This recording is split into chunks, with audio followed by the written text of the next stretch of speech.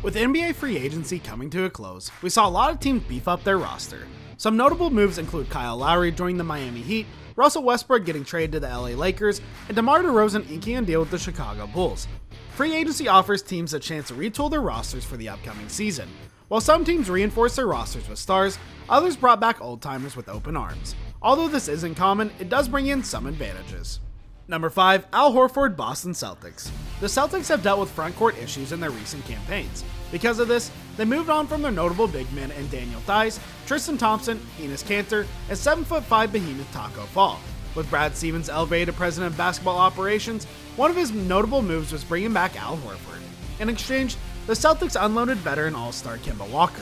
Horford was one of the stars for the Celtics from 2016 to 19. In 3 seasons, the 5-time All-Star averaged 13.5 points, 7 rebounds, and 4.6 assists per game. Since then, he has suited up for the Philadelphia 76ers and Oklahoma City Thunder. Before choosing to return to the Celtics, Horford averaged 14.2 points, 6.7 rebounds, and 3.4 assists per game in just 28 games for the tanking Thunder. He was essentially sent home for the second half of the season. Number 4. Eric Bledsoe, Los Angeles Clippers. Eric Bledsoe is a familiar name for the Clippers fans. He started his NBA career with the infamous Lob City squad that turned the Clippers into a legitimate contender for the first time in franchise history. Serving as a backup to Chris Paul, Bledsoe averaged 6.7 points and 3 dimes per game in 3 seasons. As we all know, the Clippers failed to capture a championship during that era. Fast forward to today, and the Clippers and Bledsoe will be reuniting once again. The Clippers moved on from Patrick Beverley and Rajon Rondo and traded them in exchange for Bledsoe. This time around, Bledsoe will surround a different group of stars. Spearheaded by Kawhi Leonard and Paul George, the team has consistently threatened the West as a championship contender. So far, the All-Star duo has failed to reach the NBA Finals. Number 3. George Hill, Milwaukee Bucks. The Bucks finally ended their championship drought by capturing their first title in 50 years. To reinforce their roster for the upcoming title defense, the Bucks called out a familiar face-up in George Hill. Hill was a reliable backup guard for the Bucks for the part of the 2018-19 season and then the entire 2019-20 season. In those seasons, he averaged 8.2 points, 2.8 rebounds, and 2.0 assists per game. Since then, he spent last season with the Thunder before being traded to the Sixers. His best numbers from last season came with the Thunder. In his brief stint with them, Hill averaged 11.8 points and 3.1 assists per game. The return of Hill will give the Bucks some much-needed depth in their backcourt. As a backup, Jrue Holiday, Hill will reinforce the secondary unit with his defense and shooting. Last season, he made 38.8% of his three-pointers.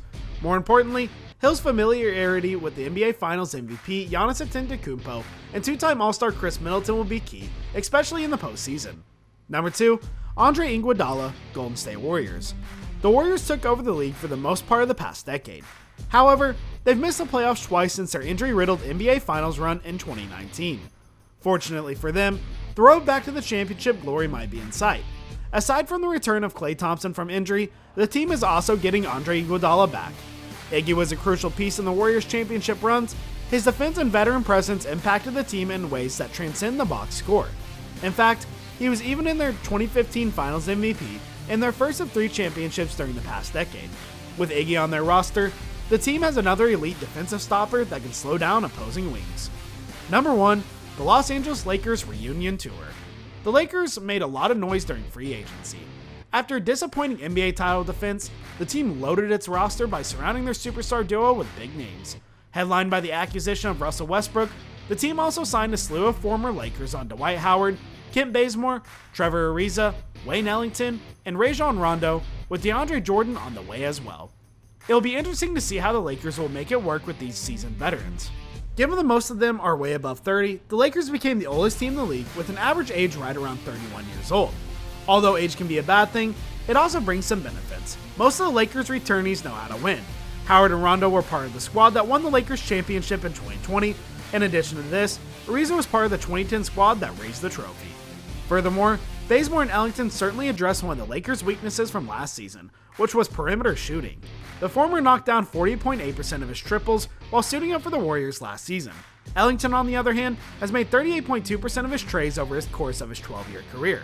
He also knocked down a career-high 42.2% of his shots from Rainbow Country last season with the Detroit Pistons. Sure enough, the Lakers still have a lot of questions to address. However, at least on paper, the team has the tools to position themselves for his 17th NBA championship. Well guys, thank you so much for making it to the end of this video. Be sure to smash that like button, subscribe to Athletic Avenue, and ring that notification bell so you never miss another video. Thanks for watching.